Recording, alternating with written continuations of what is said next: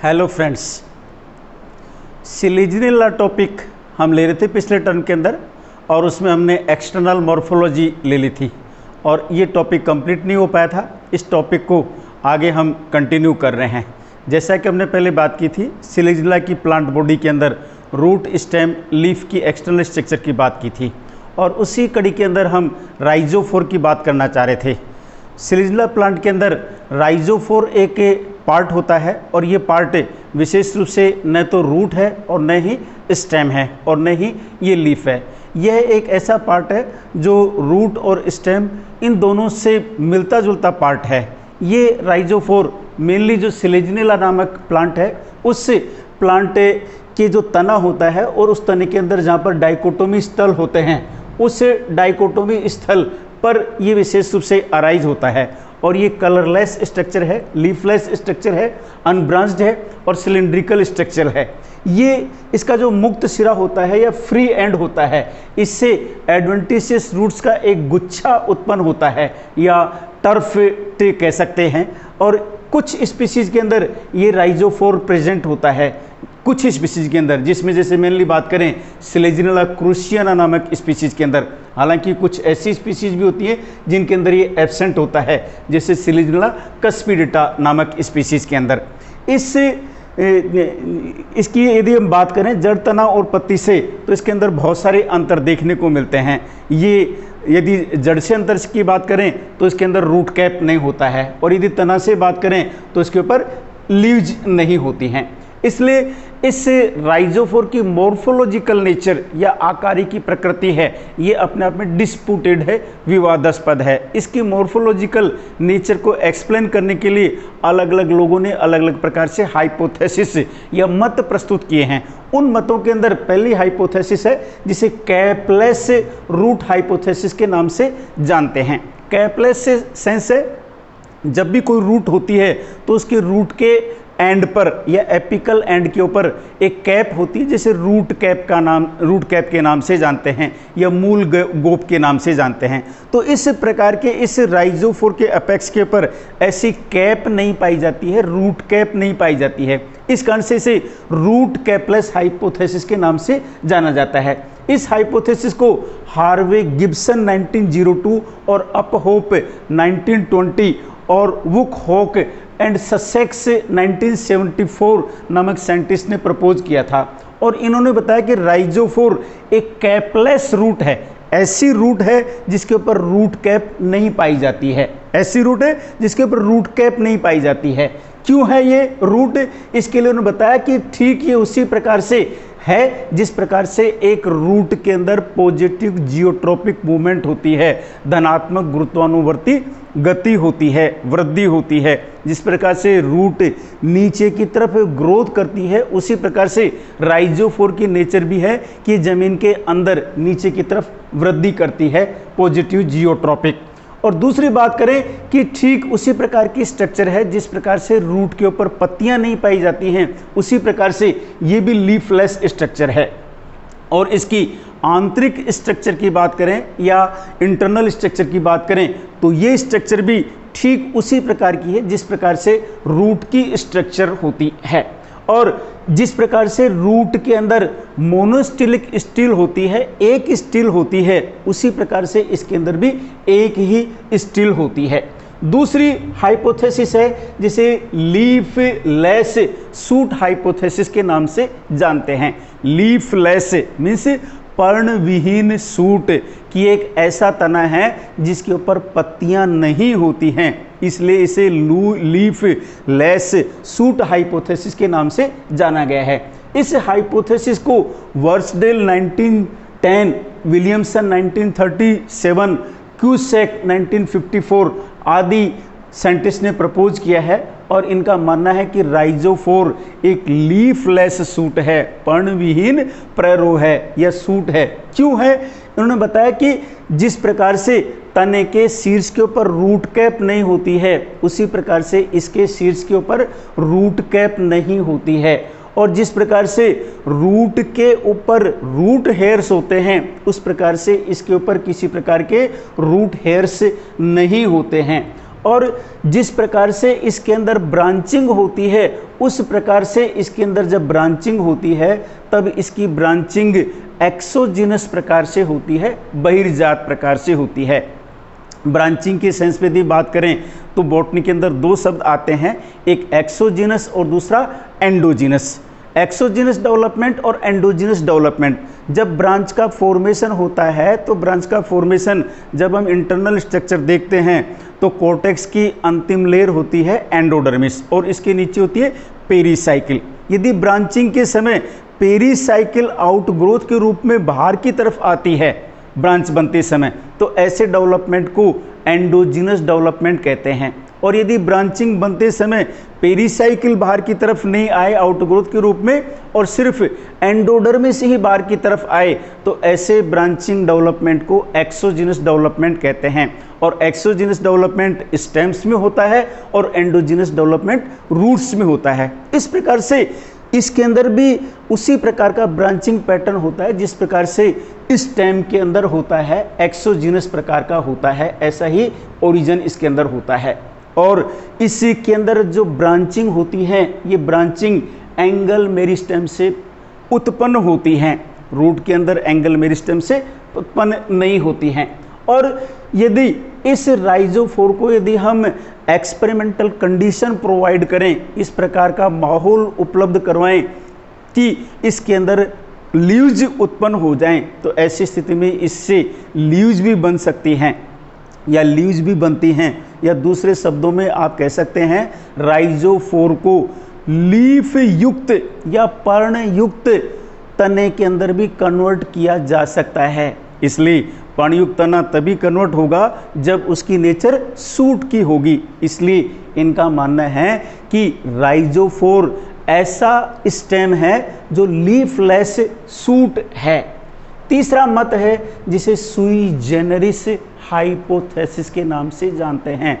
सुई जेनरिस मीन्स स्वतः जनित परिकल्पना, यानी कि इस कल्पना के बारे में जियोबल 1905, बोवर 1908 का मानना है कि राइजोफोर एक ऐसा ऑर्गन है जो सुई जेनरिस है, मीन्स स्वतः उत्पन्न हुई है, मीन्स यह अपने आप में एक नई संरचना है। ये नई संरचना न तो रूट है और न ही स्टेम है, डिफरेंट प्रकार की स्ट्रक्चर है। इस कारण से इसे ऑर्गन सुई जेनरिस स्ट्रक्चर के नाम से भी जानते हैं।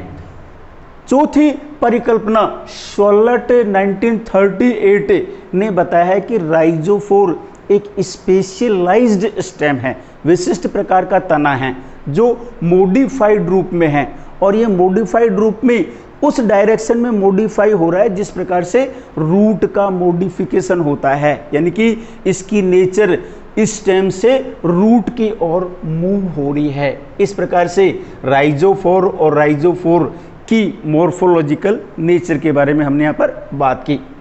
देन हम बात कर रहे हैं रूट की, कि सिलेजिनेला के अंदर रूट्स किस प्रकार की पाई जाती हैं। रूट्स की यदि बात करें तो इनकी जो ओरिजिन है ये ओरिजिन राइजोफोर के टिप से होती है, या फिर इसके स्टेम से डायरेक्टली होती है, या विशेष रूप से जब एम्ब्रियो का ग्रोविंग पोर्शन होता है जिसमें हाइपोकोटाइल पार्ट होता है और जहाँ से वह स्वेलिंग पोर्शन होता है उससे रूट का ओरिजिन होता है। इस प्रकार से इसका ओरिजिन रूट का एंडोजिनस प्रकार से होता है और ये यूजुअली डाइकोटोमसली ब्रांच्ड स्ट्रक्चर होती है और इन रूट्स के ऊपर root cap as well as root hairs पाए जाते हैं। यदि हम इस सिलिजिनेला प्लांट के अलग अलग पार्ट्स की इंटरनल स्ट्रक्चर की बात करें तो सबसे पहले हम स्टेम के इंटरनल स्ट्रक्चर की बात करेंगे, तने के इंटरनल स्ट्रक्चर की। तने का यदि हम सेक्शन काटें तो उसकी आउटलाइन, बाहरी जो रूपरेखा है ये सर्कुलर दिखाई देती है या वृत्ताकार दिखाई देती है, जिसमें अलग अलग पार्ट्स दिखाई देते हैं। सबसे बाहर की तरफ एपिडर्मिस दिखाई देती है जो कि आउटर मोस्ट पार्ट है, जो सिंगल सेल्ड एक थिकनिंग युक्त लेयर है और इसके ऊपर हेयर्स नहीं पाए जाते हैं, स्टोमेटा नहीं पाए जाते हैं। हालांकि इसके ऊपर एक मोटी क्यूटिकल की लेयर पाई जाती है। यदि इसके सेक्शन की बात करें, इंटरनल स्ट्रक्चर की बात करें, तो ये जैसे इसका इंटरनल स्ट्रक्चर है जिसमें आप देख सकते हैं सबसे बाहर की तरफ क्यूटिकल है, देन इसके नीचे एंडोडर्मिस है, देन इसके नीचे कॉर्टेक्स है। कॉर्टेक्स के मेनली दो पार्ट हैं। ये पार्ट जिसके अंदर थिक स्क्लेरेनकाइमेटस सेल्स हैं, जिसे आउटर कॉर्टेक्स के नाम से जाना गया है, जो इसे मैकेनिकल स्ट्रेंथ प्रोवाइड करता है। और इसके अंदर की तरफ इनर कॉर्टेक्स है जो कि पैरेनकाइमेटस रूप में है। और इस एंडोडर्मिस कॉर्टेक्स का समापन यहाँ पर एंडोडर्मिस में हो रहा है, और इस एंडोडर्मिस से अंदर की तरफ पेरीसाइकिल है। इस पेरीसाइकिल और एंडोडर्मिस के बीच के अंदर जो विशेष रूप से कैस्पेरियन बैंड्स होती हैं, ये स्ट्रेस्ड हो जाती हैं, खिंच जाती हैं, और जब ये खिंच जाती हैं तब इन्हें ट्रेबिकुली के नाम से जानते हैं। इस प्रकार से एंडोडर्मिस और पेरीसाइकिल के बीच में यहाँ पर ये गैप आ जाता है, और दो ट्रेबिकुली के बीच में ये एयर स्पेस देखने को मिलता है। इस प्रकार से इस पेरीसाइकिल के अंदर एंडबाउंड जो स्टील है, ये स्टील ऐसे लगती है जैसे हैंगिंग स्टील हो, लटकती हुई स्टील हो। इस प्रकार से इसके अंदर इसकी स्टील की विशेषता में देखने को मिलती है जो सिलेजिनेला के अंदर ही मिलती है।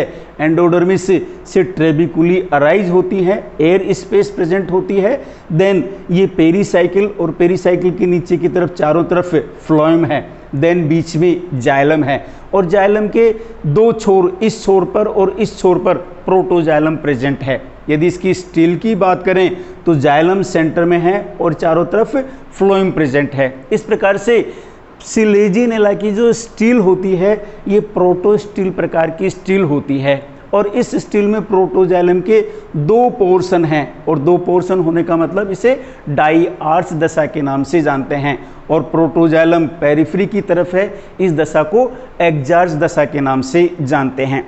जनरली सिलेजिनेला के स्टेम का जब सेक्शन काटते हैं तब एक से ज़्यादा स्टील दिखाई देती हैं। यहाँ पर ये जैसे एक ही स्टील दिखाई दे रही है, लेकिन आप दूसरा सेक्शन देखेंगे तो इस स्टेम के अंदर एट ए टाइम एक और दो स्टील दिखाई दे रही हैं।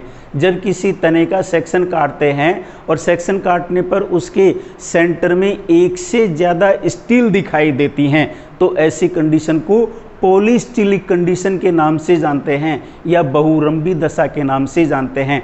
हर एक स्टील इसकी प्रोटोस्टील की जैसी है, लेकिन जब एक से ज़्यादा स्टील हैं तो ऐसी स्थिति को प्रोटोस्टील के नाम से जाना जाता है। जब प्रोटोस्टील होती हैं तब भी यहाँ पर प्रोटोजाइलम की पोजीशन एक्जार्च कंडीशन में है, यहाँ पर एक्जार्च कंडीशन में, यहाँ पर भी एक्जार्च कंडीशन में।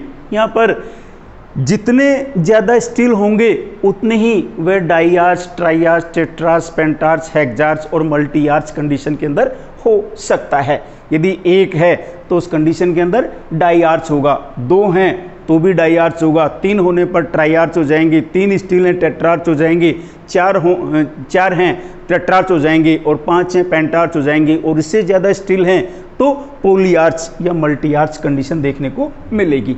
हम बात कर रहे थे इसके अलग अलग पार्ट्स की जो हमने डिस्कस कर लिए हैं। कॉर्टेक्स इसका outer cortex as well as inner cortex के अंदर डिफ्रेंशिएट है। आउटर कॉर्टेक्स हमने बात की स्क्लेरेनकाइमेटस होता है और इनर कॉर्टेक्स पैरेनकाइमेटस होता है। स्टील की हमने बात की, इसकी स्टील प्रोटोस्टीलिक प्रकार की होती है जो सस्पेंडेड होती है due to the elongation of trabeculae, जो यूनिसेलुलर स्ट्रक्चर के रूप में होती हैं, जो एंडोडर्मिस की कैस्पेरियन बैंड्स के रूप में प्रेजेंट होती हैं, जिसका हमने पहले जिक्र कर लिया है, और इनके बीच में एयर स्पेस प्रेजेंट होता है। और हमने बात की थी स्टील की, एक स्टील है मोनोस्टिलिक कंडीशन, दो हैं डाइस्टिलिक कंडीशन।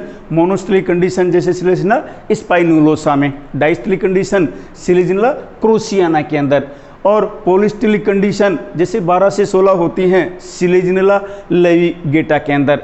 और जो प्रोटोस्टील होती है ये प्रोटोस्टील से साइफोनोस्टील प्रकार की कंडीशन भी देखने को मिलती है। जैसे सिलेजिनेला स्पाइनुलोसा में प्रोटोस्टिलिक कंडीशन होती है, लेकिन सिलेजिनेला लेविगेटा वैरायटी लाइली के अंदर ये साइफोनोस्टील कंडीशन में भी देखने को मिलती है। और इसका जो जाइलम होता है सिलेजिनला क्रूशियाना में मोनार्च होता है, सिलेजिनला ओरिगाना के अंदर डाइआर्च होता है, सिलेजिनला स्पाइनुलोसा के अंदर मल्टीआर्च होता है, और जो प्रोटोजाइलम की पोजीशन है ये जनरली एक्जार्च होती है, लेकिन कभी कभी कुछ केसेस के अंदर ये मीजार्च भी हो सकती है, जैसे सिलेजिनला सिलेजिनोइडिस के केस में। और इसका जो जाइलम होता है ये जनरली ट्रैकिड से मिलकर के बना हुआ रहता है, और इसका जो फ्लोएम होता है वो जनरली सीड सेल्स और फ्लोएम पैरेन्काइमा से मिलकर के बना हुआ रहता है। यदि रूट की इंटरनल स्ट्रक्चर की हम बात करें तो इसकी आउटलाइन बी सर्कुलर देखने को मिलती है ट्रांसफर सेक्शन के अंदर, और इसमें भी सबसे बाहर की तरफ एपिडर्मिस देखने को मिलती है जो आउटर मोस्ट कवरिंग लेयर के रूप में है, जो वन सेल्ड थिकनेस के रूप में होती है, और इसकी सेल्स लार्ज होती हैं, यूनिसेलुलर रूट हेयर्स के रूप में होती है, और इसकी उत्पत्ति उनसे सेल से ही होती है। देन इसके नीचे इसकी कॉर्टेक्स होती है, कॉर्टेक्स या तो कंप्लीटली पैरेन्काइमेटस होती है, और ये आउटर पोर्शन इसका स्क्लेरेन्काइमेटस भी हो सकता है, और इनर कॉर्टेक्स इसका पैरेन्काइमेटस रूप में भी हो सकता है। आउटर कॉर्टेक्स हाइपोडर्मिस के नाम से जानी जाती है, जो 3 से 5 सेल थिकनेस होती है, और इनर कॉर्टेक्स जो पैरेन्काइमेटस होती है यह सिंपली कॉर्टेक्स के नाम से जानी जाती है। मैच्योर जो रूट्स होती हैं, जैसे सिलेजिनला डेंसा की बात करें, इसकी कंप्लीट जो कॉर्टेक्स होती है ये थिकवाल्ड स्क्लेरोटिक सेल से मिलकर के बनी हुई रहती है, और इसके अंदर जो एयर स्पेस होते हैं ये भी रिपोर्ट किए गए हैं कुछ स्पीसीज में, जैसे सिलेजिनला विल्डोनोवाई के अंदर। और इसकी ये कंडीशन इसकी ट्रेबिकुली तक भी जाती हैं। यदि इसकी टीएस की सेक्शन की बात करें तो आपको ये दिखाई दे रहा है, सबसे बाहर की तरफ एपिडर्मिस है जिससे रूट हेयर्स अराइज होते हुए दिखाई दे रहे हैं, और इसके नीचे आउटर मोस्ट कॉर्टेक्स है जो स्क्लेरेन्काइमेटस है, देन इनर मोस्ट या इनर कॉर्टेक्स है जो कि पैरेन्काइमेटस है, फिर इसमें एंडोडर्मिस है, देन इसमें पेरीसाइकिल है, देन फ्लोएम है, देन जाइलम है। और इस प्रकार से इसकी स्टील प्रोटोस्टीलिक प्रकार की स्टील है, और इसमें एक ही प्रोटोजाइलम एंड है, इसलिए मोनार्च कंडीशन है, और प्रोटोजाइलम पेरिफेरी की तरफ है, एक्जार्च कंडीशन के अंदर देखने को मिलता है। इस प्रकार से इसकी जो एंडोडर्मिस होती है ये वेल डिफाइंड नहीं होती है, कुछ स्पीसीज के अंदर जैसे सिलेजिनला डेंसिया में ये वेल डिफाइंड नहीं होती है, हालांकि कुछ केसेस के अंदर ये वन सेल्ड डिस्टिंक्ट भी होती है। और इसकी पेरीसाइकिल की बात करें तो ये 1 से लेकर के 3 लेयर्ड तक होती है, या आप बात कर सकते हैं 1 से लेकर के त्रिस्तरीय तक होती है, और ये पैरेन्काइमेटस कोशिकाओं से मिलकर के बनी हुई रहती है। और इसकी जो स्टील होती है ये प्रोटोस्टिलिक प्रकार की होती है, और इसकी जो जाइलम होती है एक्जार्च एंड मोनार्च प्रकार की होती है। देन इसके आगे हम बात करें राइजोफोर की इंटरनल स्ट्रक्चर की, तो इसमें भी जो राइजोफोर की इंटरनल स्ट्रक्चर है ऑलमोस्ट सिमिलर होती है, ठीक उसी प्रकार से जिस प्रकार से रूट की होती है। इसकी आउटलाइन भी सर्कुलर ही होती है, लेकिन कुछ डिफरेंसेज इसमें देखने को मिलते हैं, और उन डिफरेंसेज में यदि हम बात करें एपिडर्मिस की बात करें तो ये सिंगल लेड होती है, एपिडर्मल सेल्स होती हैं जो ठीक क्यूटिकल से ढकी हुई रहती हैं। रूट के अंदर क्यूटिकल नहीं होती है, लेकिन यहाँ पर क्यूटिकल होती है, और इसकी एपिडर्मिस में रूट हेयर्स नहीं होते हैं और स्टोमेटा नहीं होते हैं, जबकि राइजोफोर की एपिडर्मिस के ऊपर रूट हेयर्स भी प्रेजेंट होते हैं, और दैट में भी स्टोमेटा भी वहाँ पर प्रेजेंट हो सकते हैं, लेकिन ये दोनों चीज़ यहाँ पर नहीं होती हैं। ये आप देख सकते हैं इंटरनल स्ट्रक्चर के अंदर, इसमें सबसे बाहर की तरफ एपिडर्मिस है जिसके ऊपर रूट हेयर्स कहीं दिखाई नहीं दे रहे हैं, और इसमें स्टोमेटा कहीं दिखाई नहीं दे रहे हैं, और ये स्क्लेरेन्काइमेटस आउटर कॉर्टेक्स है, ये पैरेन्काइमेटस इनर कॉर्टेक्स है, देन इसकी एंडोडर्मिस है जो अंदर की तरफ पेरीसाइकिल है, देन फ्लोएम है, देन सेंटर में जाइलम है, और एक तरफ प्रोटोजाइलम है। तो इंटरनल स्ट्रक्चर ऑलमोस्ट इसके रूट की जैसी होती है। इसकी कॉर्टेक्स की हमने बात कर ली है, आउटर स्क्लेरेन्काइमेटस और इनर पैरेन्काइमेटस में डिफ्रेंशिएट होती है, और इसकी एंडोडर्मिस ज़्यादा स्पष्ट नहीं होती है जो सिंगल लेड होती है, और पेरीसाइकिल सिंगल लेड होती है जो कि पैरेन्काइमेटस होती है, और इसकी स्टील प्रोटोस्टील प्रकार की होती है। सिलिजिनला मार्टेंसाई के अंदर इसका जाइलम एग्जार्च प्रकार से होता है और मोनार्क प्रकार का होता है। सिलिजिनला एट्रोविरिडिस के अंदर मेटाजाइलम कंक्रिसेंट्रिक प्रकार का होता है with a number of protoxylem strands situated on the concave adaxial side के अंदर ये प्रेजेंट होता है। और सिलिजिनला क्रोसिना की बात करें, सिलिजिनला पोल्ट्री की बात करें, इनमें प्रोटोजाइलम मीजार्च या सेंट्रोजाइलिक प्रकार का होता है, यानी कि सेंटर में प्रोटोजाइलम होता है और चारों तरफ मेटाजाइलम प्रेजेंट होता है। देन एट द लास्ट बात करें लीफ की इंटरनल स्ट्रक्चर की, तो लीफ की इंटरनल स्ट्रक्चर की बात करें तो इसमें अलग अलग पार्ट्स दिखाई देते हैं, जिसमें जैसे एपिडर्मिस दिखाई देती है जो कि आउटर मोस्ट होती है, जो वन सेल्ड थिक होती है, और अधिकतर स्पीसीज के अंदर स्टोमेटा प्रेजेंट होते हैं, मेनली लोअर एपिडर्मिस में, मिडरिब के पास में। और ये कभी कभी दोनों साइड या दोनों एपिडर्मिस के ऊपर प्रेजेंट हो सकते हैं, यानी कि एम्फीस्टोमेटिक भी लीफ होती हैं। और इसकी एपिडर्मिस की सेल्स के अंदर क्लोरोप्लास्ट भी पाया जाता है। और एपिडर्मिस के नीचे मीजोफिल होता है, और मीजोफिल जो कोशिकाएं होती हैं ये पैरेन्काइमेटस होती हैं, जो काफ़ी कॉन्स्पिकस होती हैं, जिनमें इंटरसेलुलर स्पेसेस प्रेजेंट होते हैं। हर एक जो मीजोफिल सेल होती है उसमें 1, 2, 8 या ज़्यादा भी क्लोरोप्लास्ट प्रेजेंट हो सकते हैं। जैसे सिलिजिनिला मार्टेंसाई के अंदर 1 क्लोरोप्लास्ट होता है, सिलिजिना क्रोसियाना में 2 क्लोरोप्लास्ट होते हैं, सिलिजिना बिल्डोनावी में 8 क्लोरोप्लास्ट होते हैं। और इसके क्लोरोप्लास्ट की विशेषता है, इसके क्लोरोप्लास्ट के अंदर अनेक पायरिनोइड जैसी स्ट्रक्चर्स होती हैं।